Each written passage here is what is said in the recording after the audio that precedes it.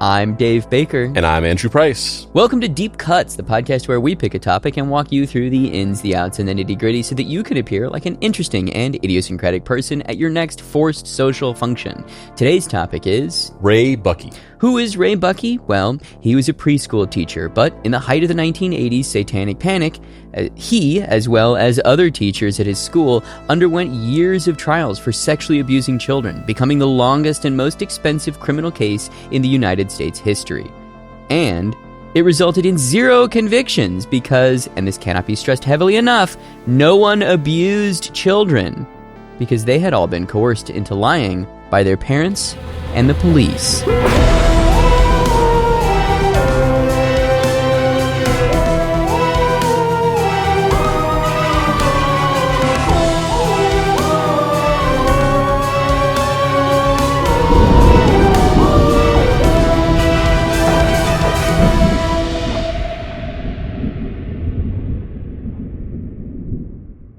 Act 1. Michelle remembers, parentheses, a bunch of bullshit. Fear of the other permeates American culture, but every couple of decades, it really has its moment in the sun. You could say we're currently in the midst of that as trad wife content takes over social media, Gen Z complains about there being too much sex in movies, and there's an unfounded fear that teachers are making kids trans at school. Without anything to actually worry about, society will sometimes invent a boogeyman. That was undoubtedly the case in the 1980s when the Satanic Panic was in full force. This phenomenon originated in 1980 with a book called Michelle Remembers, written by Canadian psychiatrist Lawrence Pasder and his patient, as well as future wife, Michelle Smith. The book emphasized the discredited practice of recovered memory therapy to make claims that Michelle had undergone satanic ritualistic abuse. Soon, many people came forward to say that they too had experienced similar abuse, and soon there were conspiracies of global cults that would abduct, abuse, and sacrifice mostly children. Later, Smith would be diagnosed with dissociative identity disorder and hadn't experienced anything she supposedly quote-unquote remembered. But that didn't stop America from running wild, with parents fearing everything from heavy metal music to Dungeons & Dragons influencing their children to worship Satan and fall prey to a pedophilic cult. There are many stories to cherry-pick from this era, but arguably the most influential yet the one that's largely been forgotten in the zeitgeist is Ray Buckey and the McMartin Preschool trial. So we got Ray Buckey here. Before we, number one, I don't know if we should do a This Guy Looks Like for this poor soul. I can see on your face that you don't give a fuck. You're ready to This Guy looks like hit the fuck out of him. Come on. This guy looks like a guy who would abuse children at a No. preschool. I was going to say this guy looks like Rainn Wilson's attempted Oscar turn. You know, like Rainn Wilson has been waiting for this guy's story to bubble up in society enough for him to justify his recent subscription to a new pair of contact lenses. Yeah, I mean, this Ray Buckey looks like a $1 million life insurance policy personified into a human being. Ray Buckey looks like the type of guy who wears a t-shirt under his suit jacket. Yeah, Ray Buckey looks like the type of guy who this is him on a Zoom call and he's actually wearing South Park pajama pants underneath that blazer and tie. Ray Buckey looks like the type of guy who routinely says in conversations, "It's not that deep, bro." Yeah. Ray Buckey looks like he peaked in high school and he spends every single night getting drunk and looking through his yearbook. Ray Buckey looks like the type of guy who has 2 refrigerators, one for food, one for orange Gatorade. Oh yeah, this dude has a deep freeze in the garage with some venison. 100% he does. Yeah. 100%, yeah. And he talks about it every time. He's like, I got the venison out in the deep freeze. Yeah. You guys want to have venison tonight? And his whole family's like, God damn it, Ray. Yeah, and every time a friend comes over, he's like, you gotta see what I got in this deep freeze, dude. When was the last time you had a coffin-sized freezer in your garage? I got 2. Yeah, I mean, I'll never forget the day that my family acquired their second deep freeze. That was I never heard the word deep freeze more in my life. Yep. Than the day that my dad Yeah. Told me about the second deep freeze. Yeah, we only had one growing up, and you know what was in it? Venison. Yep. Mm-hmm. We was so young. I was so young, I didn't really know what that meant. And then my dad brought out this new rug. And I was like, wow, this is so crazy. It smells great. What is this? And my dad was like, oh, yeah, that's a deer I shot. And I was like, what? That's the reason why my wife is a vegetarian. Is it really? Yeah, like I've been a vegetarian since maybe like 2011. Like I've for, a little over a decade, whatever that is, 14 years or whatever. But my wife has been a vegetarian. She's not like a convert. She's been a vegetarian since she was like 10 years old. And the reason why is because she would go over to her grandparents' house when she was a kid, and she had a bunch of pet cows, and they all had names. And I forget the name of the cow, whatever, Lulu Bell or whatever. I was something, but I don't remember. Let's just say Lulu Bell. And one day she goes over and they're all having dinner and they're eating burgers. And then my wife is like, "Where's Lulu Bell?" And then her uncle, who was like, he was like a younger child. So like he was like a teenager whenever she was a little kid. And he was like, "Oh, you're eating her." And it like traumatized her. And she's never eaten meat again since then. I mean, that's very noble. Yeah. And also that's like a weird thing, because we were talking about that one time and my mom told us a story about whenever she was a kid and her friend had a bunch of goats, and they were like, once again, she kind of like treated them like pets and was like, "Oh, these goats, and they have names," or whatever, like whenever I was a kid, my dad also had goats, and I went over to his house sometimes and had these goats and played with the goats and stuff. And then my mom and her friend like went over to her friend's house one day and they were like eating something, and her friend was like, "What is this?" And then her mom was like, "It's goat."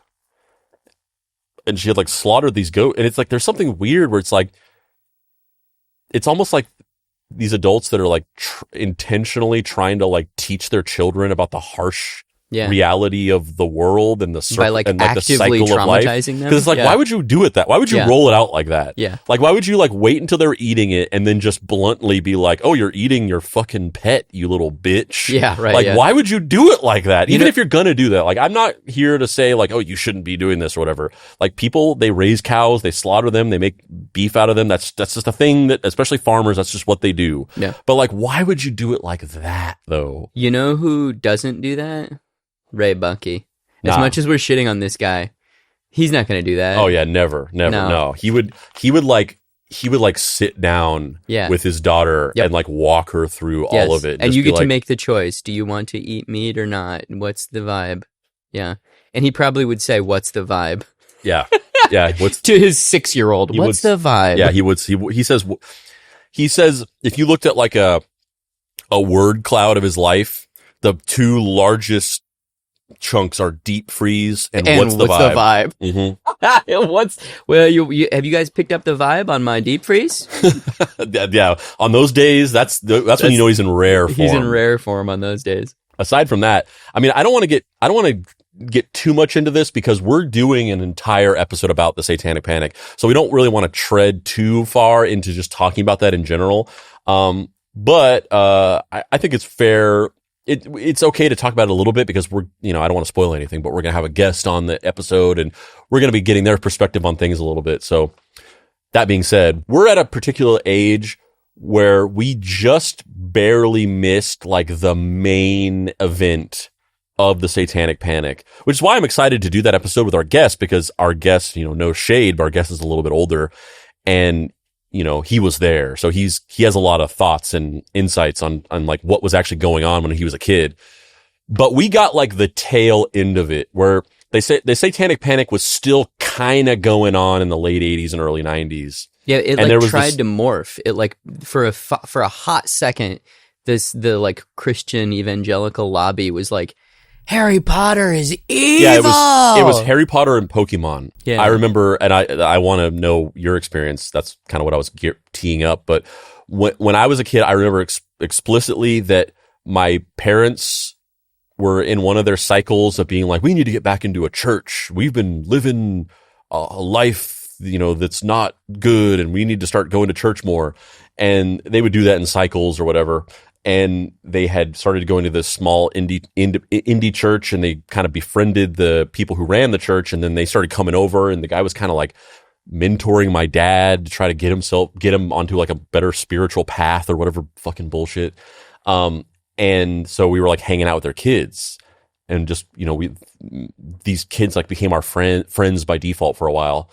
And I remember the one day that they came over, and they were gonna hang out at the house and hang out with us. And then they went into the room, and we had like a Pokemon poster on the wall. We had Pokemon bed sheets on my bed, and their mom was like, "Oh no, sorry, they can't stay here." And then they just left. Wow. And I was like, they just left? Yeah, they just left. Like we had Pokemon merchandise in my room or whatever. Wow. And their mom was like, "Oh no, we can't do that. Like Pokemon are demons." Pokemon are demons. And I mean, they are. They're based on yokai lore. Yeah, but like, they're not demons. Yokai are spirits. Yeah, that's like, they're not the same at all. And that, I remember my I was like, what? Like, I couldn't even fathom it because my parents were religious. Like my dad is Jewish, but my mom and my stepdad, they were just Christians. And they were religious. So, but I had never heard of anybody being like, Pokemon is evil. Yeah. Like, and even my grandma was like one of those crotchety old evangelical ladies. Like, I remember we weren't allowed to watch The Hunchback of Notre Dame because there's like a scene in it whenever the bad guy Frollo like is like talking about like the Esmeralda going to hell for tempting him or whatever, and there's like a scene where he's looking into a fireplace and you can like see a demon or whatever, and she was like, "That movie's satanic," and she's like, you can't take your kids, and my mom like didn't let us go. Like I was used to that, which I was like, okay, I guess there's a demon in it, like I guess, but the idea that like Pokemon were demons and they were evil, that was like next level. I was like, there are people like this. That's so intense. That being said, like what was your experience? Yeah, like, what my did experience. you see? My experience was not dissimilar from that. In that, we're both from the Southwest of the U.S., so we both of those places have deeply ingrained religious backgrounds, and people are. It takes a specific type of person to live in the desert. Like the environment is trying to kill you. Yeah, and that type of person has a character that aligns usually with a specific set of beliefs. Not always, but it's usually a specific set of beliefs. And so, yeah, I experienced a lot of that growing up, both from people in my direct orbit and also externally, just kind of socially. And I think there were aspects of that as a child that I absorbed, because how can you not? You're a kid. When someone tells you this is how the world works, you believe them. And then, one of the defining trials of my life has been unpacking that and realizing like none of that was real. And this story is like the worst possible version of that. Oh yeah. It is so scary. It is so scary. Yeah, it's terrifying because it's like it's the thing that we saw growing up and still see today, but like, things are a little bit different when you're a kid. They have a lot more things have a lot more impact. Whenever your grandma says that The Hunchback of Notre Dame is a satanic movie, that has more weight to you than it does as an adult, where you're just like, whatever you say, fucking crazy lady. Yeah. I'm going to go watch this movie now. But as a kid, you're just like, what? Well, and also just, this is like that, but with like real life-changing consequences. Yes, totally. But also, just to dovetail on what you just said, it's so much more potent at that time period because now you and I understand what a movie is. We understand how it's made. We understand that people make it. We understand what a book is. We understand that somebody wrote it. And when you're a kid, these things are like totemic representations of experience. Like when you read a book, you're in the book. Like you don't really understand the magic of what's happening in the same way. So, and that's why it's so important to expose young people to literature. You dissociate from like the human element of the creation of the thing, and you can really just view it in the abstract as this like immutable thing that exists that could have some kind of nefarious, malevolent force behind it, which is why you can, somebody can sit and say that like Dungeons and Dragons is some satanic game meant to lure children into the dark side or whatever. But if you actually humanize it, you're just like, yeah, some guy named Gary Gygax made this. Yeah. He's like some fucking nerd. Yeah. Like, this is ridiculous. Yeah. Like, what are you talking about? Like the whole point of Dungeons and Dragons is to be transported to an experience where people can live out fantasies where they are not themselves, to the degree that you get to choose the alignment of your personality. It's a game that gives you the experience of being Spider-Man. Yeah. Oh, you're a docile kind of office worker and you're not funny? Okay. Now your character is lawful good, but you have a crazy sense of humor and you're a paladin. Go for it. And you have to force yourself to be that identity, which is so interesting that's... Like, there's a component of that I can see somebody looking at and being like, oh, there's a way of using that as a permission structure to, like, pervert the mind and, like, encourage people to think outside of the box or do things in a negative way, right? But like, it's so blatantly not. Yeah, and it's really funny whenever you humanize it and then like connect the people who created the thing to the thing, because like he's not associated with Dungeons and Dragons, but we met and talked to Steve Jackson, who created GURPS, which was like a rival Dungeons and Dragons RPG system. And he created the Illuminati trading card game. We met that guy. We talked to that guy for like 2 hours. Yeah. And it's so funny to think that guy is trying to corrupt the youth to go over to Satanism. Yeah. Like that guy who like writes folk songs about like Star Trek or whatever the thing he did was. Yeah. It's so funny whenever you humanize it. It's like, yeah, all these like evangelical people like meet these people and you'd be like, oh, this is the guy who created this? Yeah. But also, not to get too off topic, but also I was thinking about this. It's really funny, like just going back to the idea of like Pokemon is evil and your grandma doesn't want you to watch this or whatever. It's really funny how the sort of like social politics of things within like family and friend dynamics so affects your life as a child and kind of pulls you in all these directions in a way that it just simply doesn't as an adult. Like you have a whole other set of issues whenever you're an adult, of the way that political and social things pull you in different in directions. But as a kid, it's so funny to think about the fact that like for my grandma, who was like this really old fashioned evangelical lady, like it was all about like things being satanic and like when I was a kid, like she got all of my cousin's magic cards and burned them.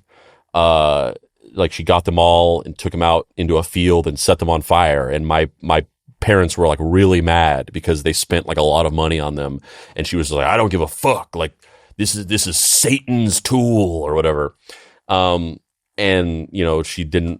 everything was like, I don't want you doing these satanic things. You can't see the Hunchback of Notre Dame because I heard that it's like a satanic thing and blah, blah, blah, blah, blah. But then for my mom, the thing that she cared about was that she didn't want me like consuming things that like made me like misbehave or like that were believed to like corrupt children into being like smart mouths and things like that. So it's really funny, or like corrupt them to like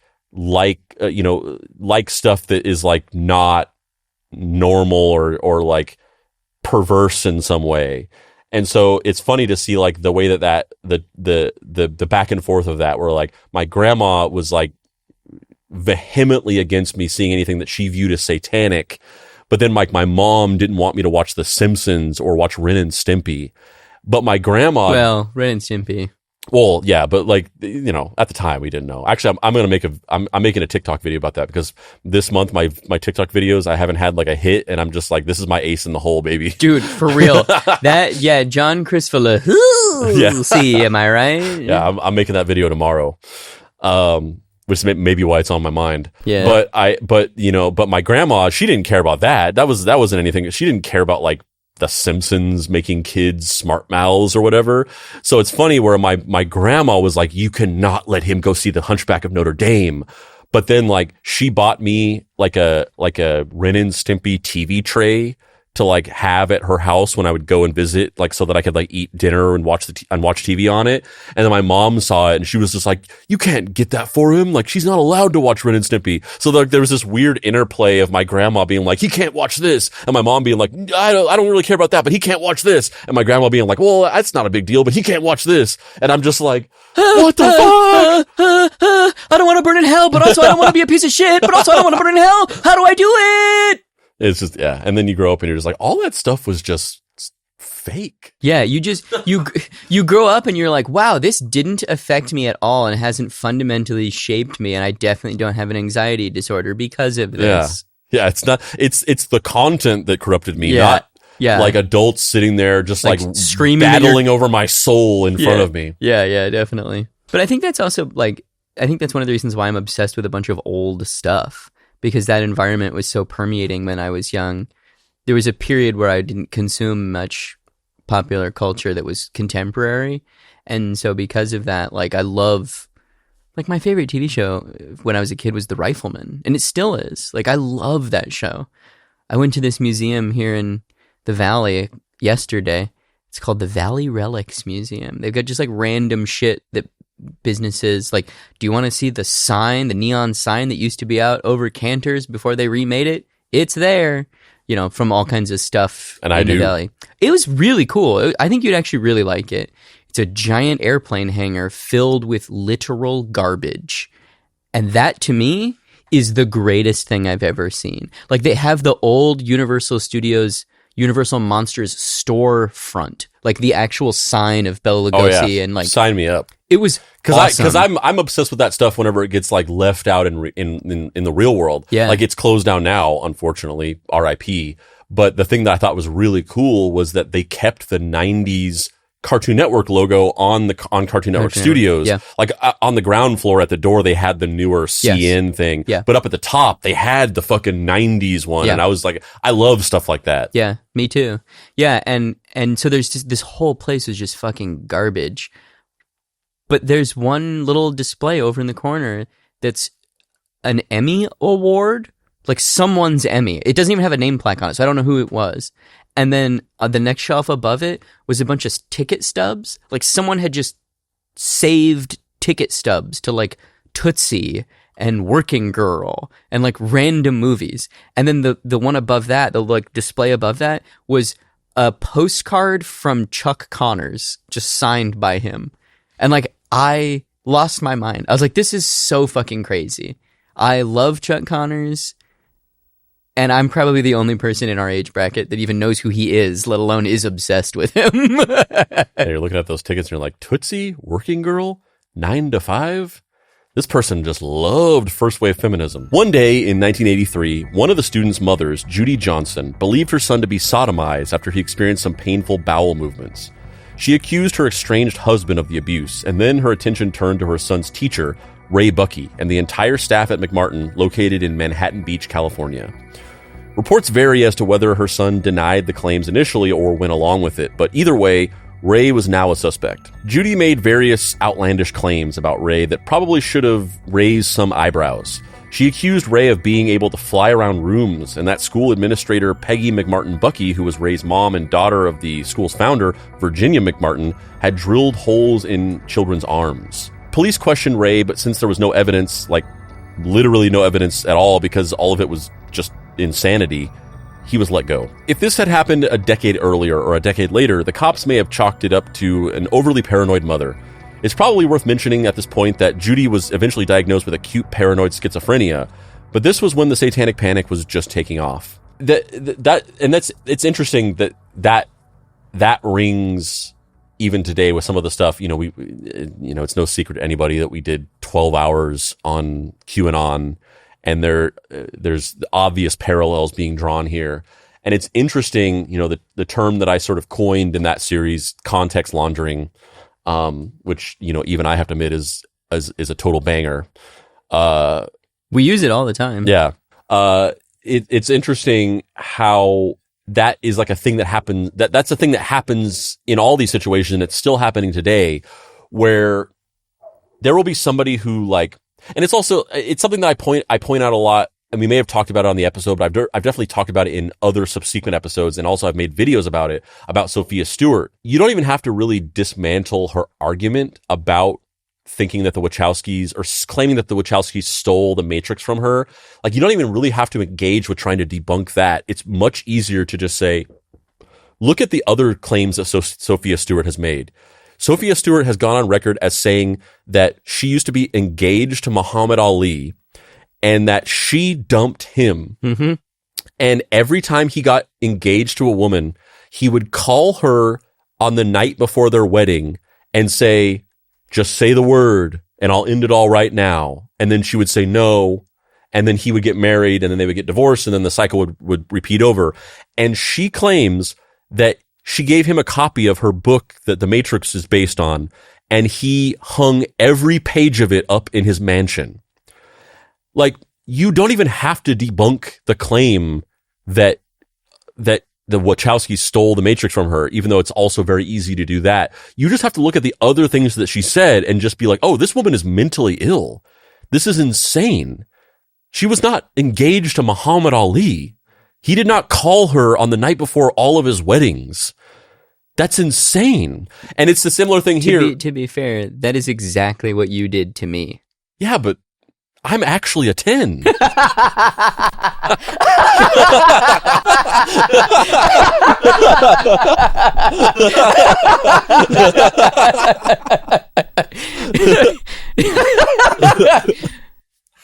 Fair enough. Good point. Touche. That's a one in the Andrew column. I'm actually. I mean, you are.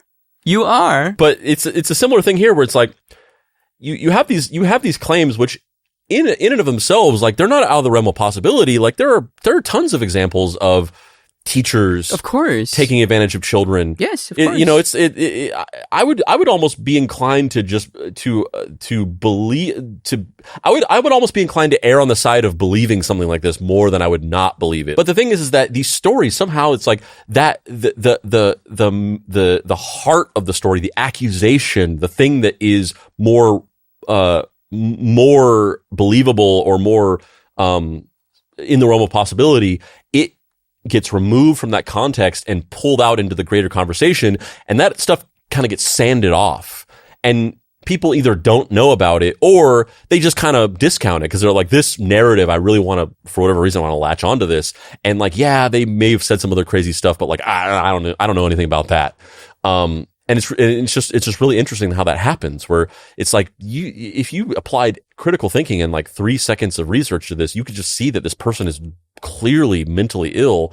But then that stuff just falls away. And then like the actual real, thing that can ruin lives gets carried on and outward into the discourse. And you see that this happening here, and this is still what happens to this day. Yeah. It's really interesting and really disturbing. Concerns of authority figures abusing children were at an all-time high, so cops kept an eye on Ray and sent a letter to parents of other children at the school, confirming an investigation was underway. But there was one major issue with the letter. It directly named Ray Buckey as the suspect, as it began.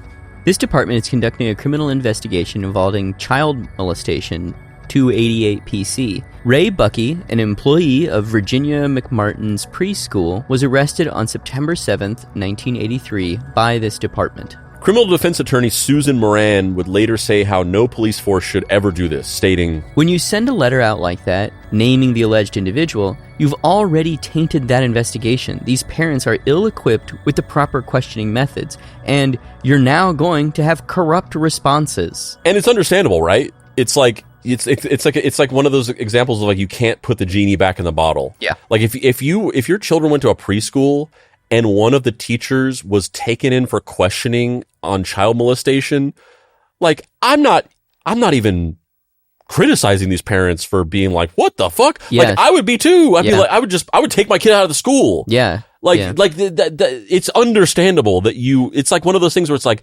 yes, technically, maybe he's completely innocent. And yeah, if you look into it, like, this lady was insane. But like, once that topic has been breached, it's really hard. I don't think I could put it out of my mind and be like, I think he's fine. But the damage was done. Several hundred children were taken to the Children's Institute International, run by Key McFarlane, who also interviewed many of the kids.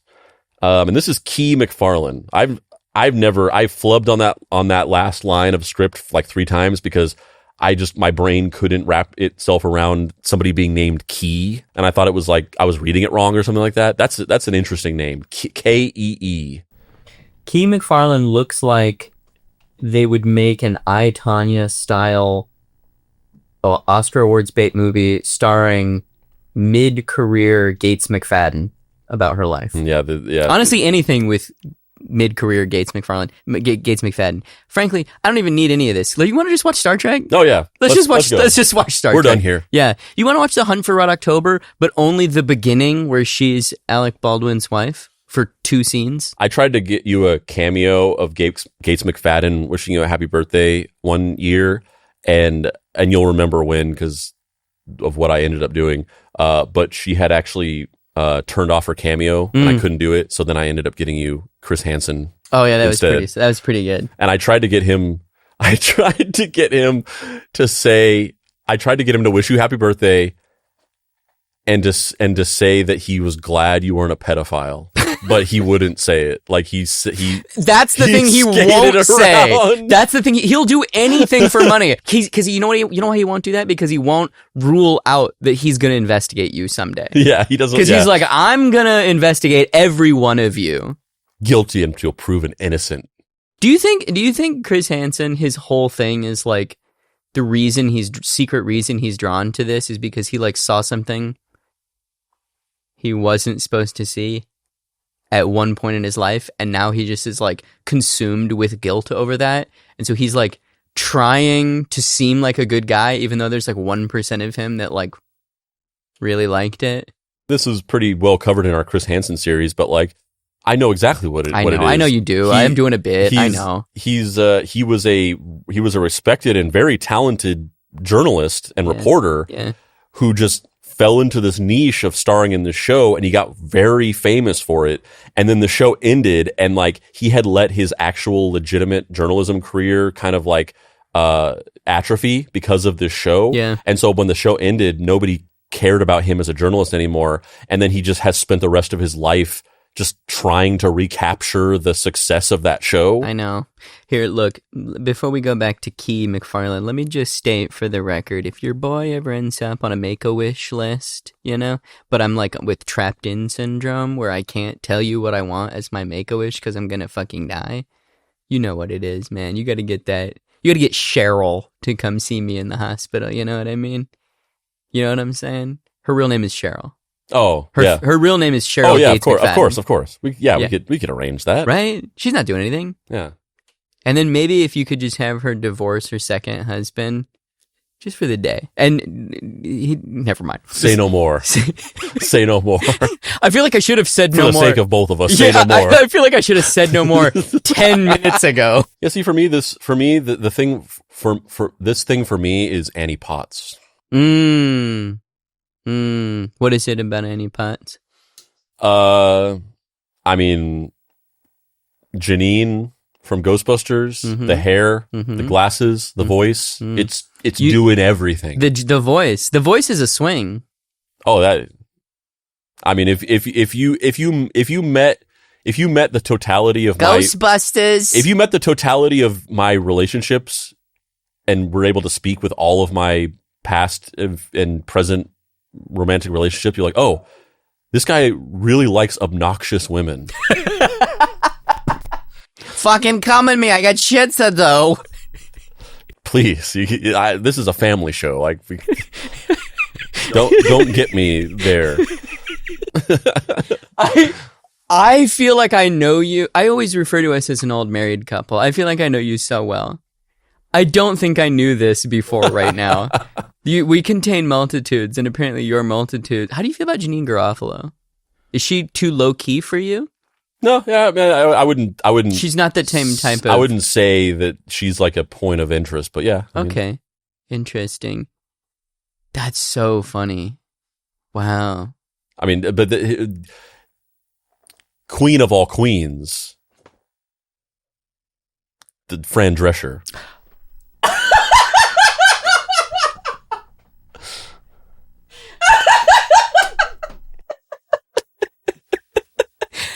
This is crazy.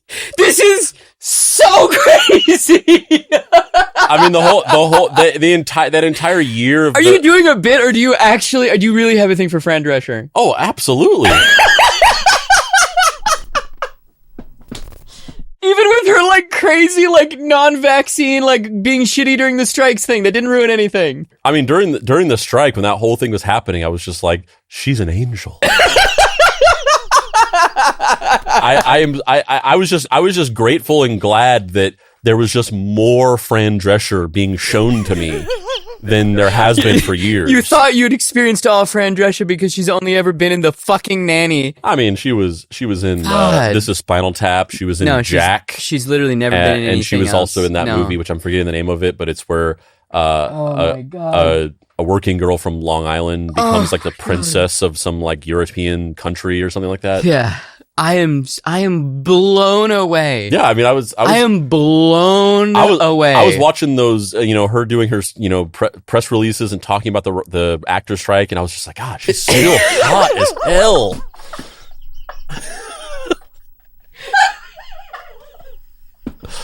I cannot get over it. She's like 60 years old and still just banging to you. Yeah. Just banging to you. I mean, I did just thirst over a woman who's in her mid-70s for 10 minutes, but like, my God, that it was so unexpected. That is so unexpected. I love it. God, this is the greatest thing that's ever happened in my life. I want you to know this. I wish you had this much passion about Ray Buckey's struggle. I don't.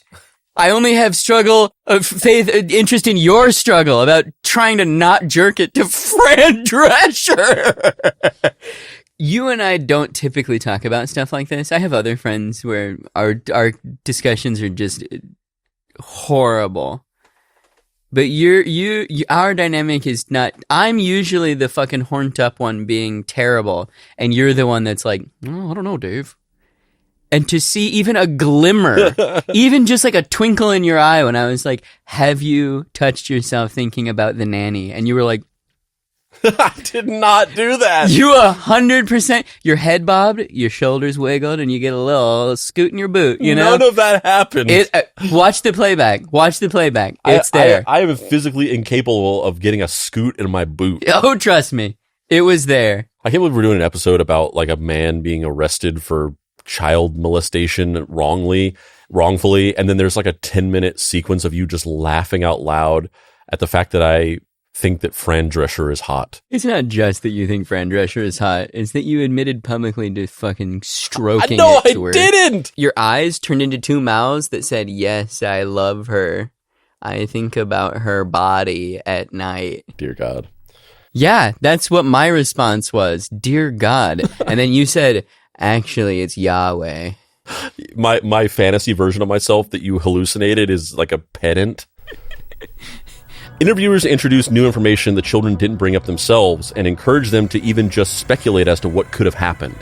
They also rewarded quote-unquote good responses by a child admitting to sexual abuse when it didn't happen, and punishing kids for quote-unquote bad answers, like saying that nothing happened. Kids were asked leading questions like, can you remember the naked pictures? McFarlane even called one child a, quote, scaredy cat when he denied any abuse taking place, and this kind of coercion and shame could make anyone admit to something that didn't happen just to get out of a situation, especially a child. Kids' testimony was all over the place. To be fair, many remained adamant that no abuse occurred at McMartin. Others gave vague statements like answering yes to the question, did Miss Peggy ever watch? But that could mean anything and be taken out of context at a trial to suggest Peggy watched abuse when she was watching the playground or something. Some kids would even make wildly outlandish claims, like saying how Ray Buckey had an alligator pit he could press a button for to open a trap door. A statement like that might give a psychologist pause as to whether anything they're saying is accurate, but they persevered. Later, journalists and psychologists would point out how the interviews were unethically orchestrated, coercing kids to give false statements or even supplanting false memory syndrome within them. But at the time, nobody was any wiser.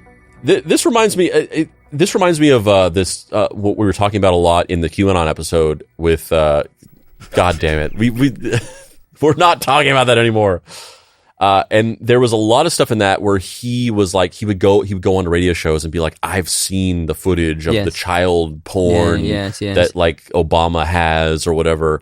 And it's like him describing how horrific this like child porn that he's seen is and how he didn't want to watch it, but he had to for the sake of the nation or whatever. And like knowing that he's lying and he's just making it up. Yeah. It's like, if this was true, then it would be like, yeah, this guy is like haunted by this awful thing that he had to watch to be able to report on it. But knowing that he's lying, you're just like, you're a sicko. Like, you're sitting here just like creating fan fiction in your mind about child porn. Like, there's something wrong with you. And this is what this reminds me of, where you have all these cops and these psychologists or whatever who are just like trying to force these kids to admit that they've been molested. And it's like, if this was actually true and you were just trying to help these kids, be honest about the story or whatever, then, it's admirable. You're helping these children, admit to these things so that you can put this criminal in jail or whatever. But considering what we know, that it's not true, it's like, you people are sick.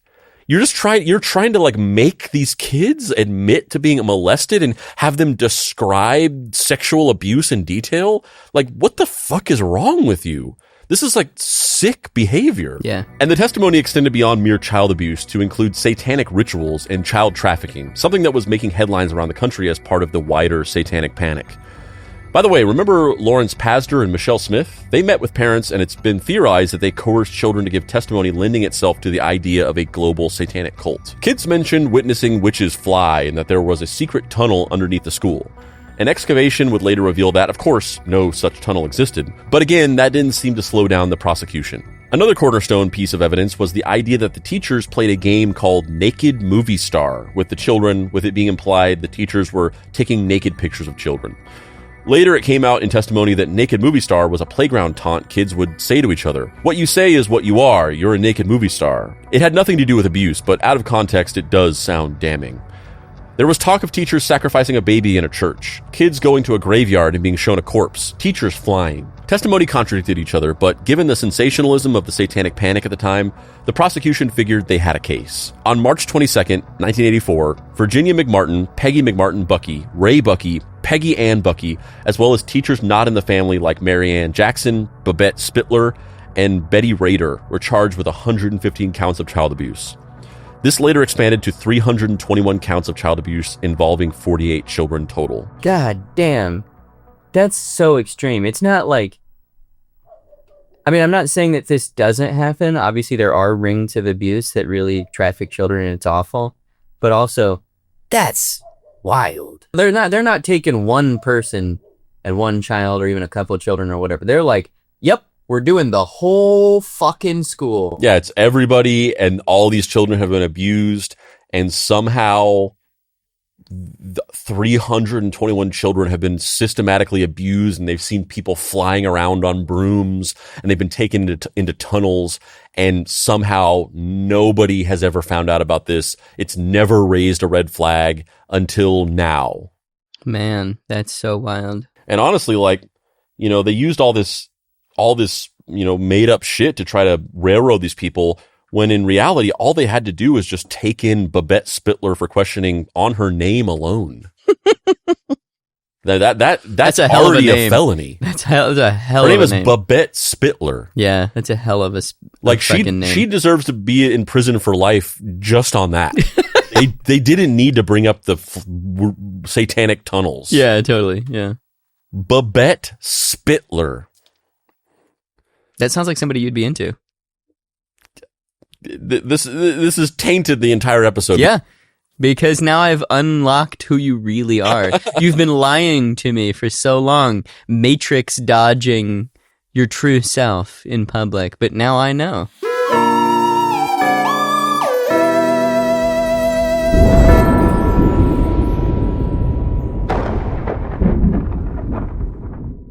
Speaking of lying to everybody for years, do you have anything to plug, Dave?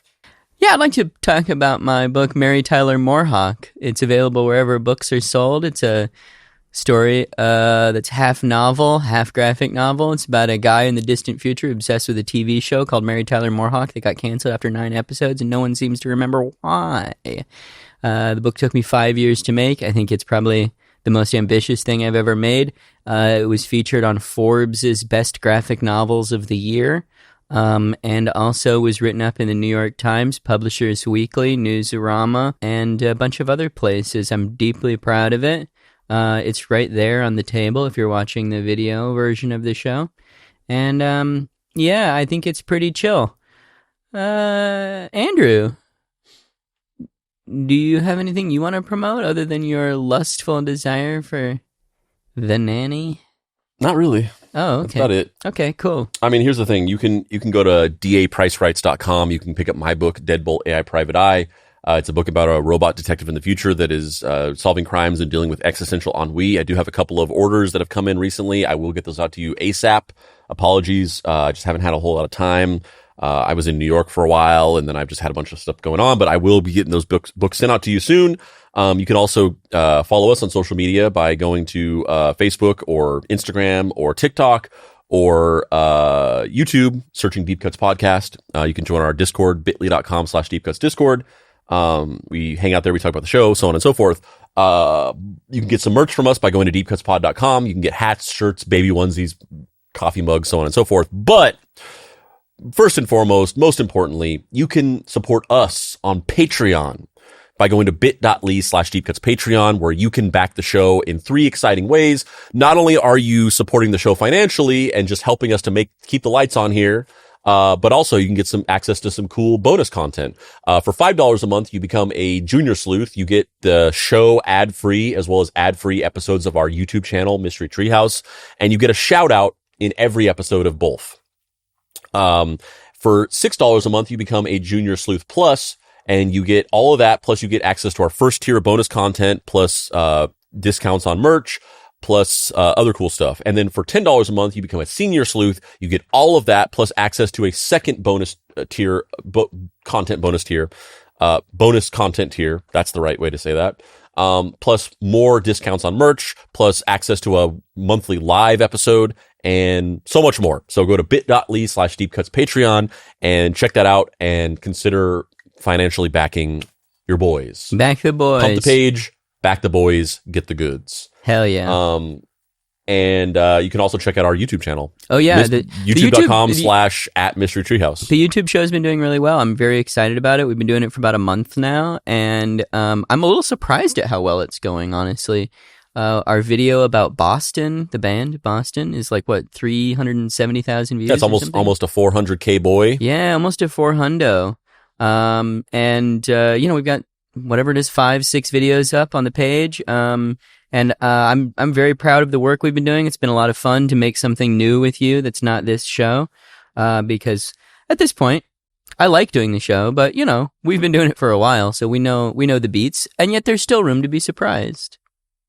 I had to have been tied into it at some point. Yeah. So let's do some custom messages here. Cool. Our first one of the day is from our boy, Michael B. Miller. This message is for all my fellow Deep Cutian scholars out there. Remember to take your vitamins. Second place is just an opportunity for improvement. The movie Norbit isn't real, and I am merely referring to the pure sexual animalistic energy that is coming off of this shout out. And we got our second custom message, which again, some of these just aren't really custom messages, but we got Ace, and they say you can just riff. I've always loved your guys' sense of humor. Well, that's a good excuse to talk about something that's very interesting to me. I think it's important when you're coming up with a good bit, that you yes and. So I'm just going to remind you of that principle before I embark on this comedic little sojourn that we're about to go on, Andrew. Andrew, when you wake up in the morning, what would you say is your first thought about Fran Drescher? Do you stare out the window with the light streaming in and go, I wonder what she's doing right now? I wonder what her hair looks like when she's rolling over on the pillow. Do you think about the feeling of her body pressed up against yours? Or do you more respect her for the fact that she's the president of SAG-AFTRA? And you really more refer to her as like an aspirational figure that you want to model yourself after and also be dominated by? I mean, my first thought when I wake up in the morning is Dave awake? Yeah, that's a good one, but that somewhat dodges the question. So you're gonna hardball me on this?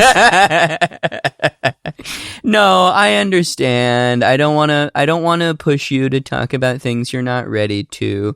I think it's a mark of maturity that you're even willing to be as vulnerable as you are with me and the rest of the listeners. And we appreciate you and really respect that you're able to go on a limb and express your desires to us in this way. And maybe we can just start like a petition online to get her to come visit you or like go out on a date with you. Is she married right now? I don't know. Maybe she's in that like second divorce lull where she's just like, fuck it, man. I'm just trying to have some fun. Yeah, I mean, Fran Drescher comes off to me like she is always at all times divorced. She has big divorced energy, but you know what? That could work. It definitely works for me. I know. Was that what you were looking for, Ace? All right, let's get to the rest of these shout outs. Okay. We got Simon Miller. Thanks, Simon. We got Krista. Can we make it just a little bit bigger? Because my eyeballs aren't so good. Thank you. We got Krista Deemer. Thank you, Krista. We got the boy, Brock McDonald. Oh my God. Big Mac Daddy D. Thanks, Brock. We love you, dude.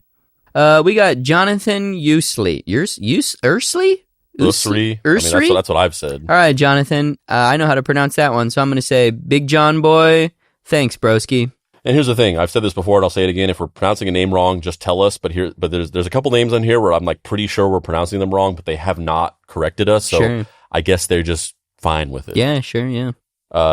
David Hedgecock. Thanks, David. I love you, dude. Thank you. Looking forward to being on your podcast again soon.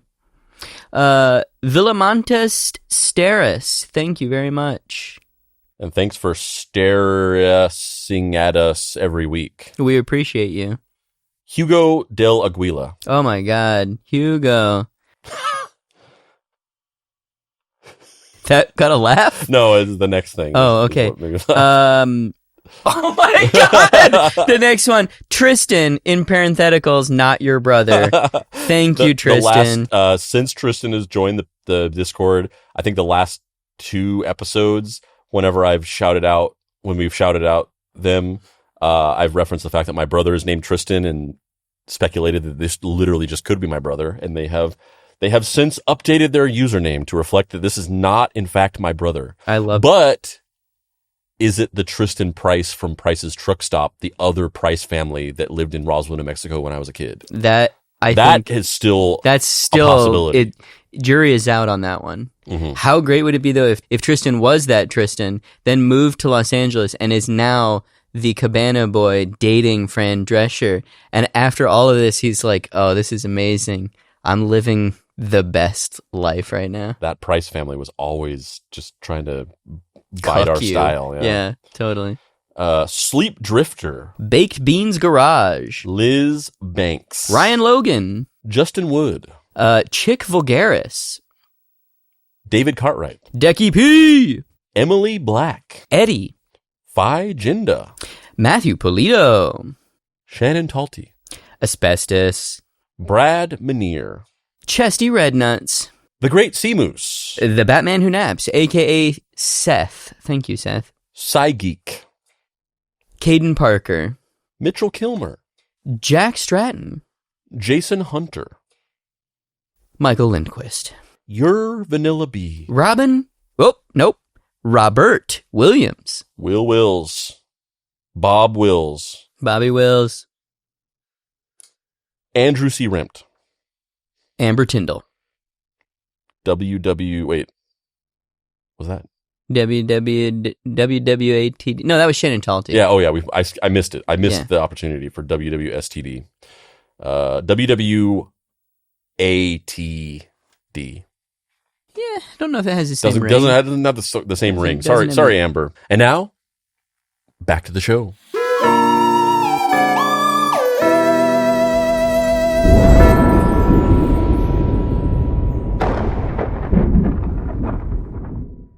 Act 2, Teachers on Trial. Dubbed the McMartin 7, the teachers and administrators were held in custody as the trial went through preliminary hearings. The prosecution was led by Lael Rubin, who presented the case of rampant child abuse with hints of Satanism involved. Media coverage was completely one-sided, with a general ethos of "believe the children" taking over most articles written about the McMartin teachers. And it would later come out that there was a clear conflict of interest with many of these stories. And this is the part that makes this particularly egregious or kind of sickening and also just very scary, is that, like, on its surface, I agree with that. You of course want to believe children who are telling you things. And I think that like a big problem in our society is that we don't believe. Children are too scared to tell adults certain things. And a lot of times whenever children tell adults things, they kind of brush it off. It's like, oh, you're just making stuff up, and they don't take it seriously. And there's been a lot of problems with that and also when you factor in like an adult who is maybe like respected, or, you know, them being outed as a bad person would be like socially inconvenient, like, you know, a pastor or something like that within a church community. And you have somebody being like, this guy, you know, touched me or whatever. And people are like, no, you're imagining that, or you misinterpreted it, because like it would be very inconvenient to bring this person to account because they're an important or influential or powerful figure within this community or whatever. Like that's a real issue. So then, you know, the idea of like believe the children, like I agree with that. So the idea that these people took that and manipulated it to create a dynamic where you just had to believe this narrative because of course you should. Yes. When in reality, they actually coerce these children into giving these false testimonies is just like, it's horrific. It's so scary. It's scary. It's disgusting. It's irresponsible. Especially because it's the logic that everyone uses in order to try and not believe victims. Like well, maybe they were coached, maybe they were manipulated, maybe they were bought off, maybe they were this, maybe they were that.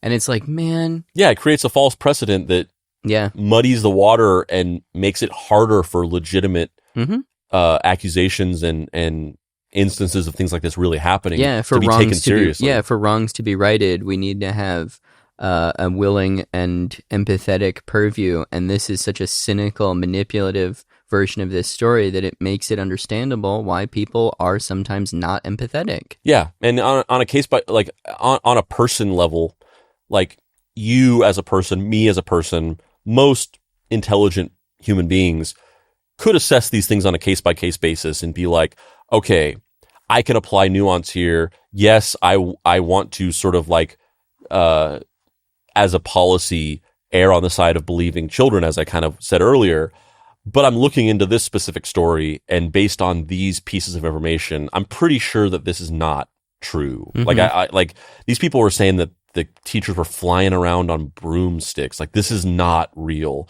And I can look at this other story and be like, no, this little girl says that, you know, her dad did something. Sure. This has credence. Like, I can take this seriously and let's actually investigate this. Yeah. Or even like, yeah, I believe this is real. I believe this is true. You can apply that nuance as a person, but at the group level, these things are governed by trends and fiefdoms and growing energy around a narrative.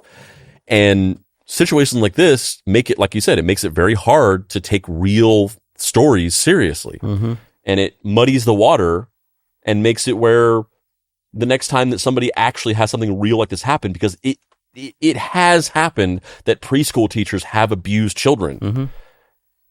It makes it just that much easier for people to be like, maybe these kids are all just like making shit up. Wayne Satz was a reporter for KABC, the ABC affiliate station in Los Angeles, who later got into a romantic relationship with Key McFarland, who interviewed most of the children.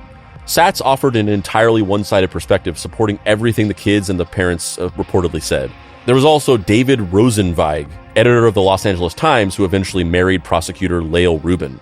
And this is the other thing that I also should have just mentioned just now is like, and it's being driven by people who are fundamentally in it for opportunistic reasons. Like, they don't actually care about the things. They're just like psychologists who want to get in the newspaper, and they want to write books, and they want to become a celebrity person who's looked at as an authority figure on a niche topic that other people haven't cornered the market on. So they create like, I'm, you know, the person who knows how to get repressed memories out of people, and I'm the person who's an expert on satanic cults or whatever. Or they're just literally just like in bed with the people and then just like fudging the details for their fucking side chick or whatever. Like, it's insane. But evidence was shaky, which is to say it was non-existent. While there was testimony from children, there wasn't anything to back up anything they said. There was no tunnel under the school that could be used to traffic children. Bones weren't recovered from any of the reported slaughtered animals used in ritualistic sacrifices.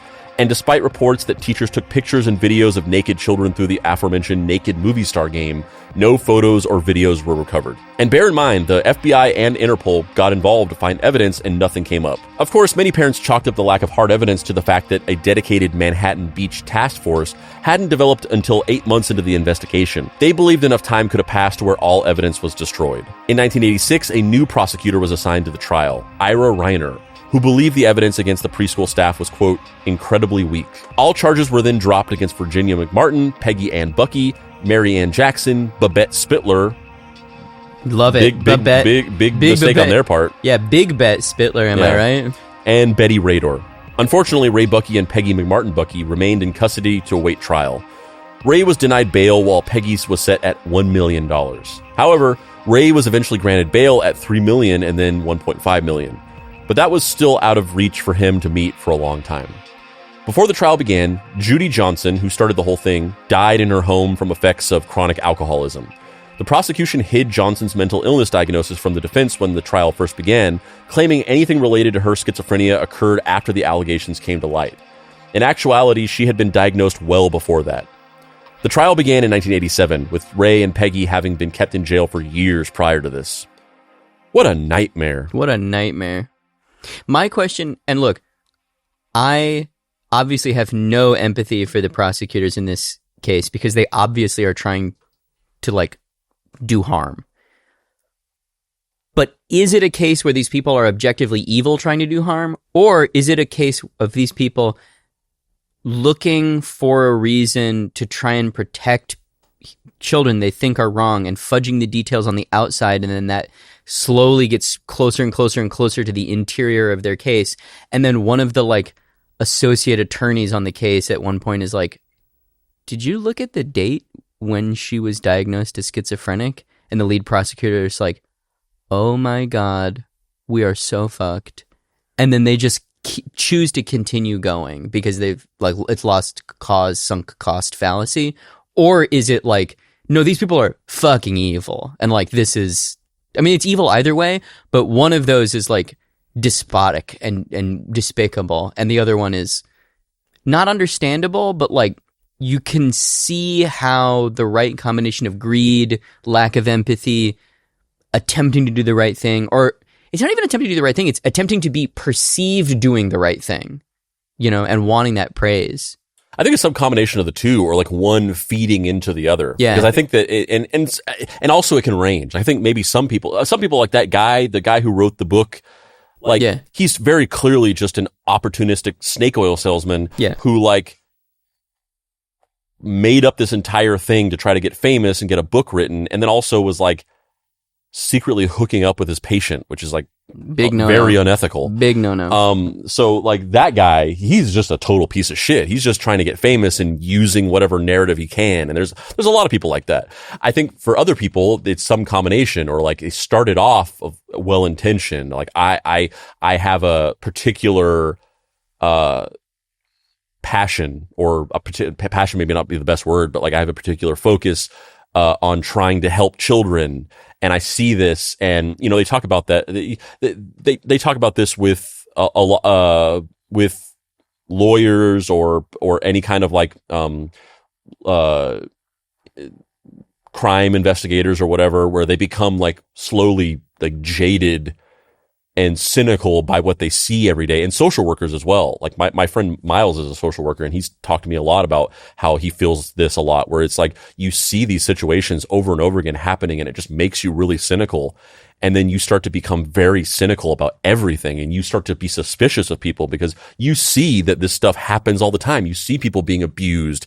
And so when the next time that you see somebody, you are less likely to give them the benefit of the doubt that maybe they are innocent, because you've been hit over the head with the bleakness of life over and over again one too many times. Yeah. So I think it's for a lot of people, it might start out like that, and then they get deep into it, and then they start to see maybe this case isn't as strong as I thought it was, and there's this piece of evidence that goes against what I'm thinking, and then but then it's the sunk cost fallacy, and they're in too deep, and they're just no, that's if you just leave that part out, then it's this. And I have experience with that, in a much less dire way, and I think probably you as well, of just like in our line of work where I'm looking at like data and I'm trying to, create narratives and be like, they're looking for growth and looking to say like, we did this and we accomplished this, to go up to my bosses and show them what we did. And you're tempted to fudge the details and be like, if you just leave this out, this looks really good. Yeah. So let's just not show that part. Mm-hmm.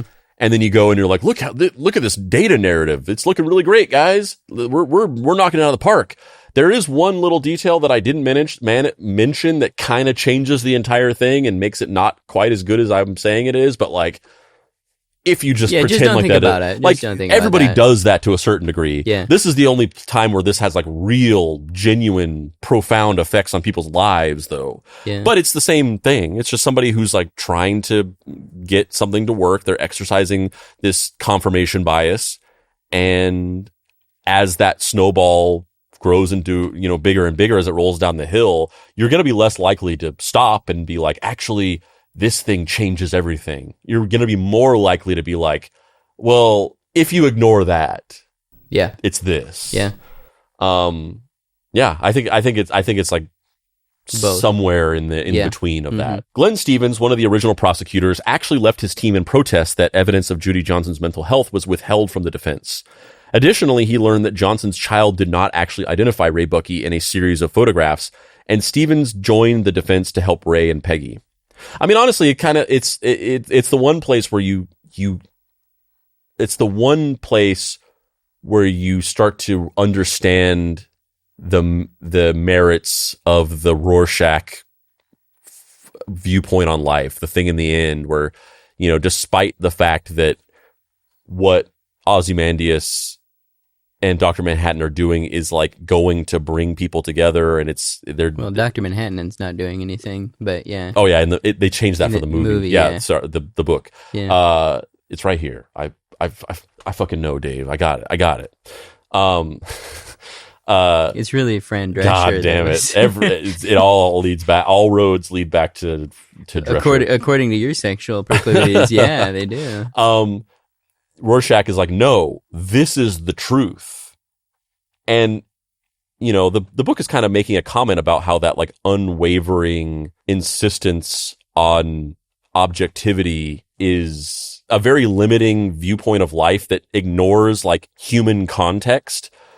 And you see that a lot, I see that a lot with like people on social media where like, people take things hyper literally on social media, and they're like, you technically said this. Yeah. And it's like, but that's not how the world works, though. When people talk, they speak in metaphors, they exaggerate. When you're having a conversation, you pick up on those things and you interpret them. Like the world is more than just the literal exact thing that people say. Yeah, when you said Fran Drescher's a queen, you didn't literally mean she was a queen. I mean, she's a president.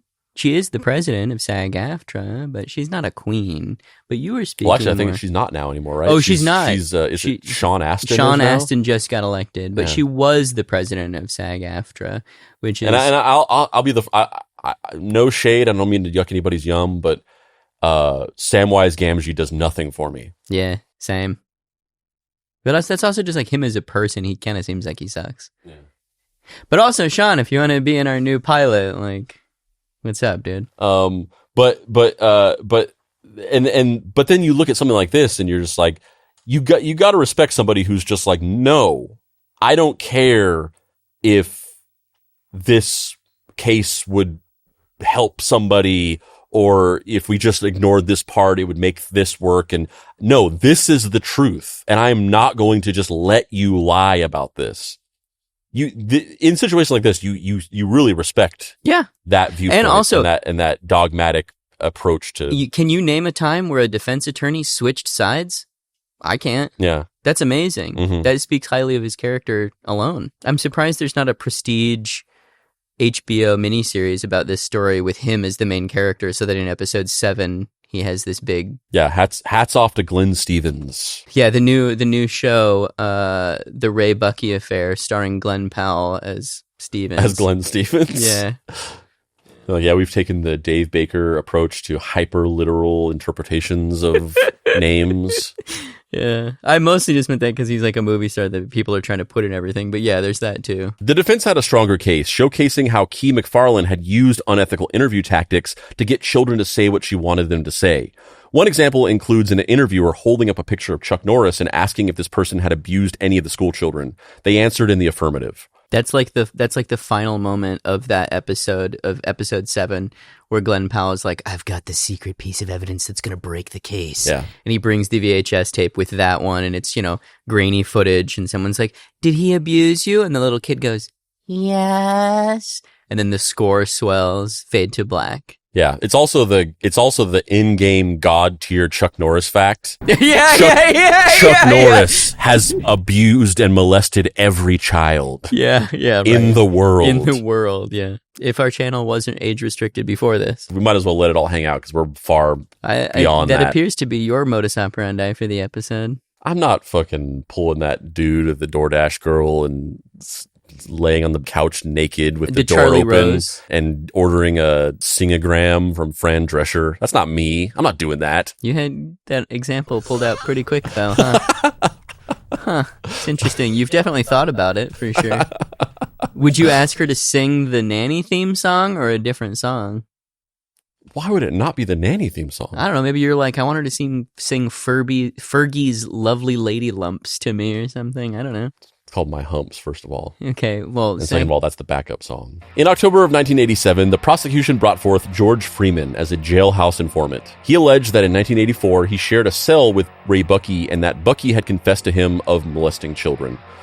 Freeman later confessed to trying to flee the country after the fact and later admitted to a series of perjuries in criminal cases where he lied about testimony in exchange of getting a reduced sentence for himself. Ray Buckey finally managed to post bail for himself in 1989, spending 5 years in prison after never committing a crime. And on January 18th of 1990, both Ray Buckey and Peggy McMartin Buckey, after 3 years of testimony, were acquitted by a jury on all counts. Ray was cleared on 52 of 65 charges, and the remaining 13 charges against him resulted in a hung jury. In a press conference following the trial, 9 out of the 11 jurors gave a statement, basically saying how they believed Ray had molested the children, but that there wasn't enough evidence to prove so. Man, even in being cleared, it was still just like, this guy is a pedophile, but we just can't. We just don't have enough to hold him. Imagine how that just still affected his life. Like, even after being acquitted, like he's in prison for 5 years, and then he gets let out, but he's still just like a social pariah. They're just like, you're the fucking, O.J. Simpson of our time. You're a guy who did this horrible crime and then just got off on a technicality or whatever. Totally. Which is, obviously what a lot of people believe about O.J. Simpson, except for in that case, it's likely true. Right, yeah. I mean, I don't even know if it's likely true. It's just, Yeah. But in this case, that's an even sharper point on the entire thing, where it's just like these two things where one person was acquitted or I don't know if he's acquitted, I forget the details of the case, but from everything we can see, he did that shit. Yeah. And then you have this other case where he was let off and people believe that he did that shit, but he didn't do that shit. And the two cases don't on their surface look different. They're just kind of the same thing. Well, there's a lot more in the, I mean, yes, I think that there is an interesting distinction to tackle about the way our justice system works and its flaws and how wealth and excess and fame juxtaposed against hysteria and mob group opinion and groupthink can create a morass of difficulties to sort out the truth, and how difficult it is for people, especially in a jury of peers, to parse what is true and what isn't true and what deserves punishment and what doesn't. That being said, it is a distinction to be made that Ray Buckey's just a normal guy. Regardless of what he did, he is a normal person, and O.J. Simpson is one of the most famous people on earth, with the mitigating factor that he's also black, or was black, but also was viewed as a post-racial celebrity. You're, of course, referencing the fact that he's dead now and not that he underwent racial surgery. Yes, he has passed away. He has passed away. He didn't Michael Jackson himself. Yeah, he's passed away. But that concoction of social dynamics juxtaposed against the fact that he murdered his wife, who is a very traditionally looking, white, blonde, attractive woman, is just a social tornado that it has so, like, is this a wild, crazy story? Yes, but the actual case is not actually as nuanced and filled with barbs, socially speaking, as the O.J. Simpson one. Definitely not to the degree it is, but there still is, in maybe another direction, there still is a lot of nuance to the idea of it being a preschool teacher. 100%. Where there is this massive taboo where, like, even the insinuation of a possibility of anything in the realm of child abuse or molestation is like, you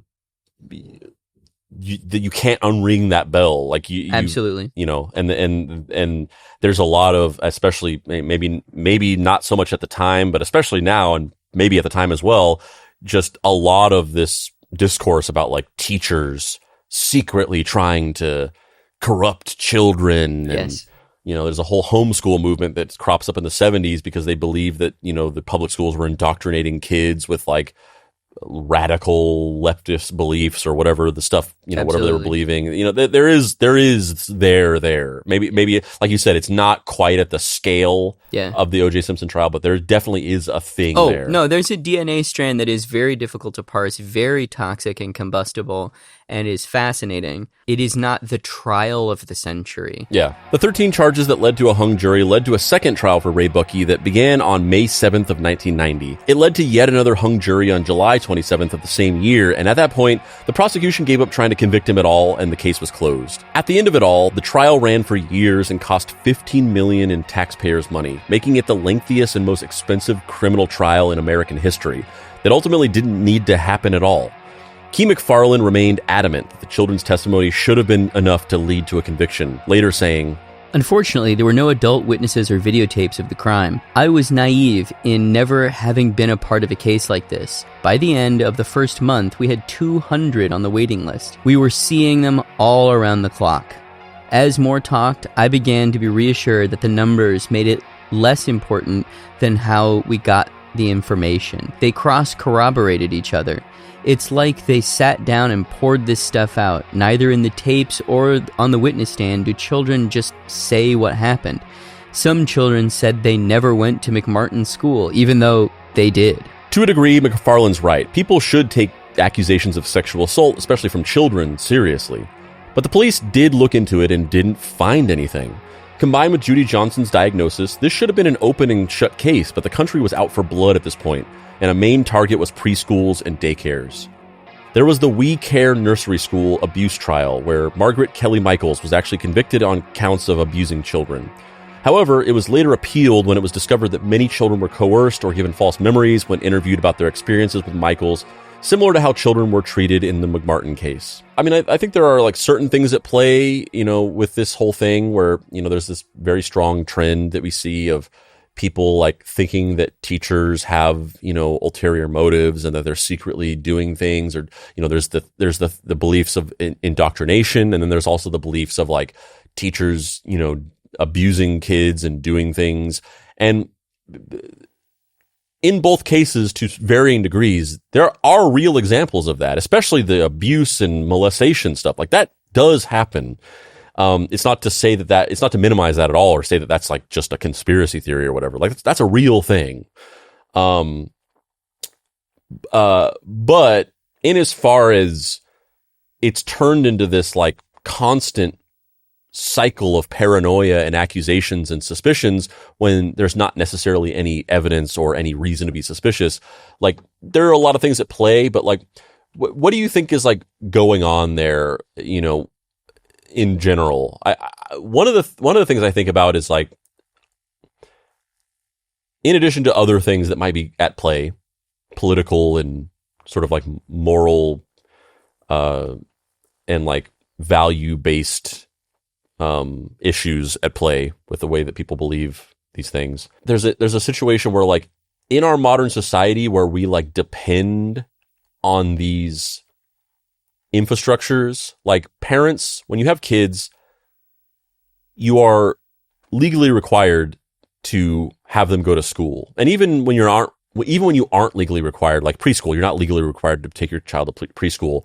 But because of people working and the way that we have to, and as like it became more and more popular and more necessary for both parents to have a job, then you start to rely on these situations. And then you have to put your kids into preschool because you literally don't have time to not. Like, they can't be at home because you both have a job and you're both at work. And this is like the only option that you have.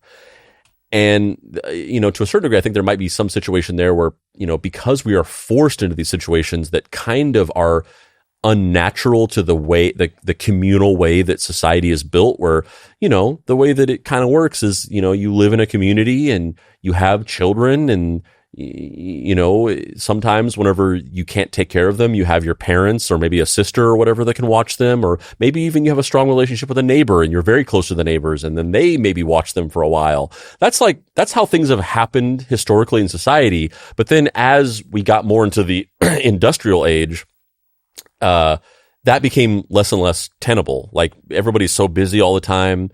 People are less and less connected. You are less connected with your community. You don't have, I don't live near my parents, and my wife doesn't live near her parents.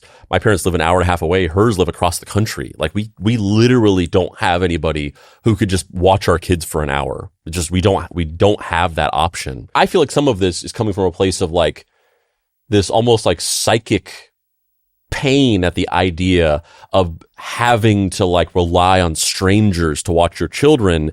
And it's like an inherently, like, I understand that. I don't want to, I don't want to leave my kids with strangers, with babysitters. I actually kind of find that it's like one of the craziest things in the world, that of all the things that you have to go to years and years of school and get licenses for, to be a doctor, to be trusted with like performing surgeries on things, one of the things where you just like, you can just be like a random teenager is like taking someone's children and like leaving them alone with this person.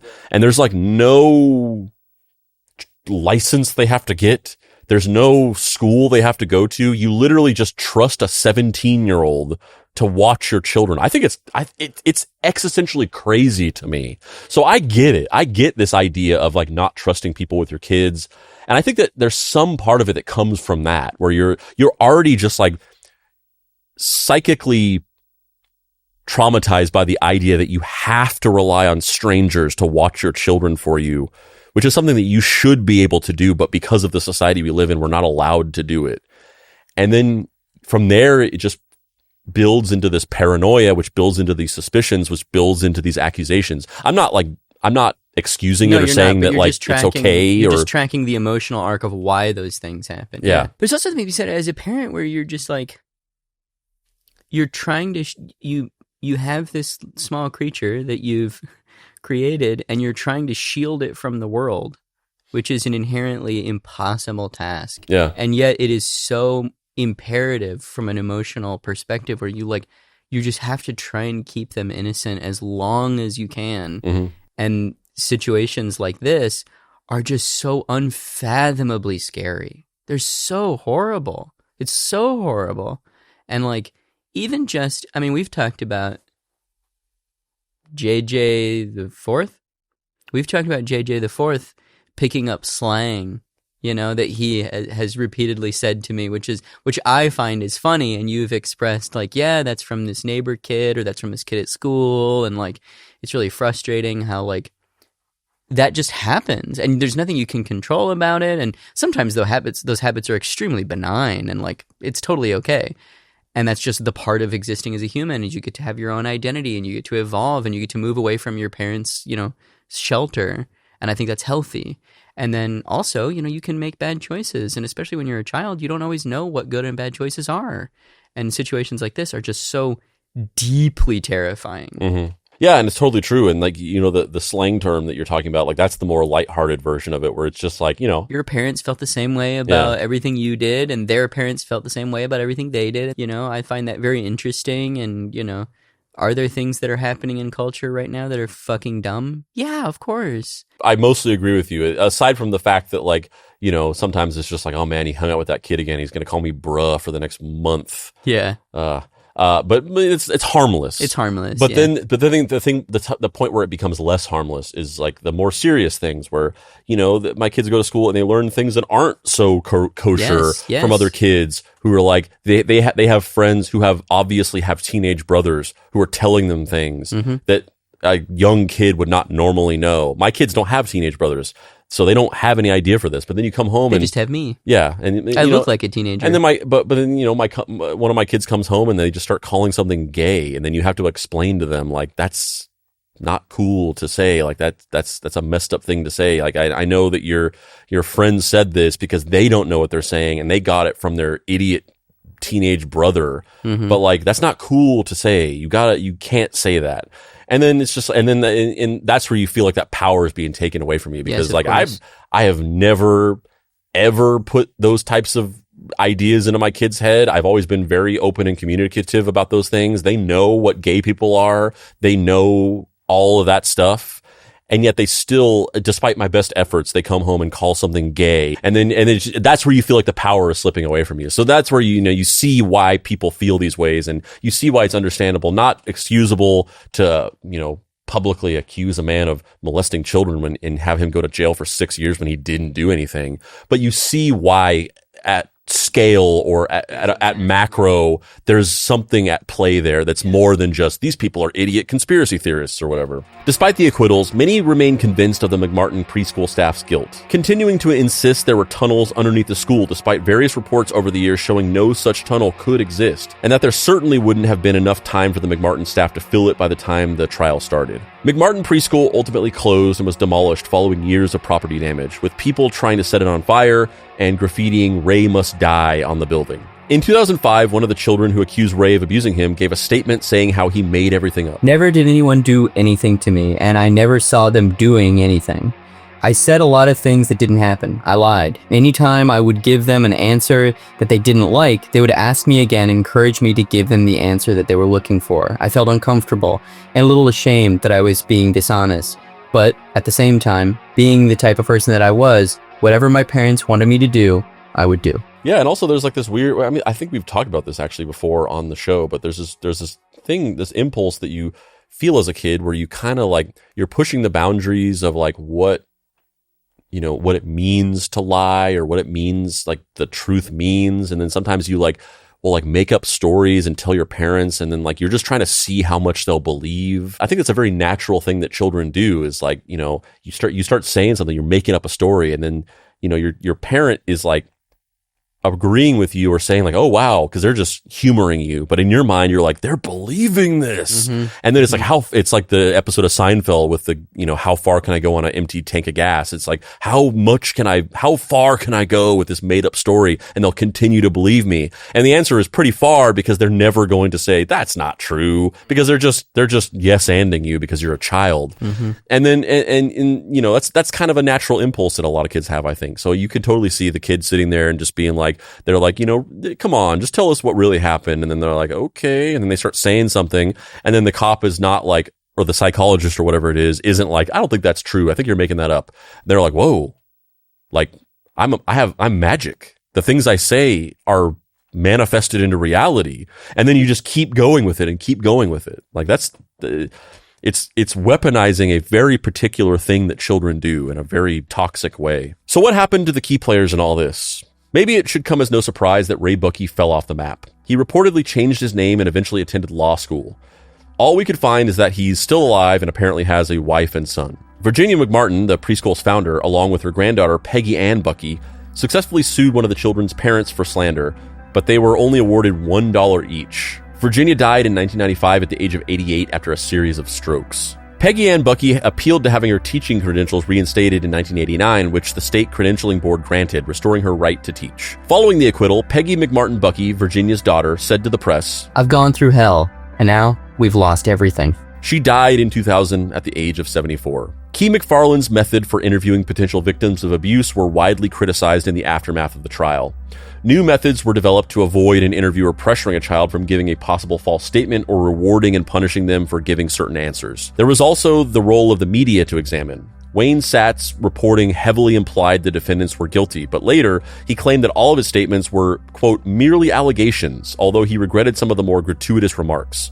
He seemed glad that his reporting had the salutary effect of bringing national attention to child abuse. If any actual child abuse occurred at McMartin Preschool, the case and collection of evidence was handled so poorly that no one could ever reasonably convict someone. It's the groupthink that happens when large groups of people are rightfully concerned about a given topic, and then certain key individuals at very specific points of power within that hierarchy use that fear to stoke animus. And man, you see that story over and over and over again. And it's terrifying to me. Yeah, it's so scary. Legitimate concern with real examples of it actually happening, plus opportunistic grifter who recognizes a vulnerability in the public consciousness and a niche that hasn't been capitalized on equals widespread moral panics that are hard to unmesh from like the reality of the situation because they're so similar and have so many overlaps. Not something I ever want to be involved in. Like, I just please don't let me end up at the center of one of these. And you see it happening now constantly, but in subcultures, right? Where on the left we have all of these like, look at how pious I am, moral posturing assholes who will find a reason to be pissed off at somebody and then use the very legitimate infrastructure of, calls for more transparency in the way our culture calls for accountability, the way our culture reacts to victims of various types of crimes. And then we have these small ecosystems where there are legitimately bad actors who are trying to gain clout within a scene by not being truthful or amplifying voices of people that are not, This conversation is very nuanced, obviously. I'm not cancel culture is bullshit type person. No, dude, there's some people that need to be fucking weaned from the herd. They need to get the fuck out of here. 100%. And then there's also room for nuance where there are people who've done wrong who need to be rehabilitated, whether that be through self-work or group accountability. And then there's also the third one, which is some people are wrongly fingered. Like, that does happen. The final thing I'll say about this is this story is so drastic in its level of cartoonishness that you almost kind of want Ray Buckey's reaction to it to be cartoonish. And the fact that he was like, I'm fucking changing my name and I'm getting out of this bullshit, I think it is narratively unsatisfying and interpersonally very respectable. Yeah, I mean, it's narratively unsatisfying for sure, but it's just like at this point, when you've been railroaded this hard, it's like, what the hell else do you do? This is one of those topics where once the concept that maybe you molested children gets floated in any capacity, you're fucked. Like, you're never going to rehabilitate your image publicly within the community of the people that heard this, regardless of how guilty you are or not guilty you are, regardless of how publicly you have been cleared of that, how much people have said, no, we lied. It's one of those few things where nobody can ever fully pick the shrapnel out all the way. It's really scary. And I really hope that I can make it through life without experiencing that. That'd be cool. Yeah, well, I mean, it's almost it's very similar to the idea that, like, you're talking about that thing of like, there's a truth and then it gets enmeshed with opportunistic people who are latching onto a narrative to gain clout or whatever. And it, reminds me of like, maybe if at one point you just mentioned casually that you just were kind of attracted to an actress, and then somebody, came in opportunistically and was like, oh, you jerked off to that actress. It's like those two things, there's no way to unmesh them. And there's no way to separate the fact from the fiction, separate the fact that, when you're growing up, you just kind of thought that Fran Drescher was hot from the, like, libelous conspiracy theories about how you like got a pair of like hand knit nanny socks that you jerk off into every night. And on that note, you can follow us on social media by going to Instagram, TikTok, Facebook, searching Deep Cuts Podcast. You can join our Facebook group, and you can also join our Discord server by going to bit.ly.com/deepcutsdiscord. We hang out, we talk about the show, we play games, so on and so forth. You can also back us financially and support the boys by going to bit.ly/deepcuts Patreon, where you can support us in 3 exciting ways. For $5 a month, you get ad-free episodes of the show and also a shout out in every episode. For $6 a month, you get all that plus bonus content and merch discounts and a few other cool things. And for $10 a month, you get all of that plus a second tier of bonus content plus more merch discounts plus an access to a live episode that we do every month and more cool stuff. So go to bit.ly/deepcuts Patreon to pump the page, back the boys, get the goods. And also check out youtube.com/@mysterytreehouse. It's our long form video essay explainer YouTube channel where we just make more cool content, which you can also financially support at the Patreon, or you can just go check out 5 videos that we've put out in the last couple of weeks for free.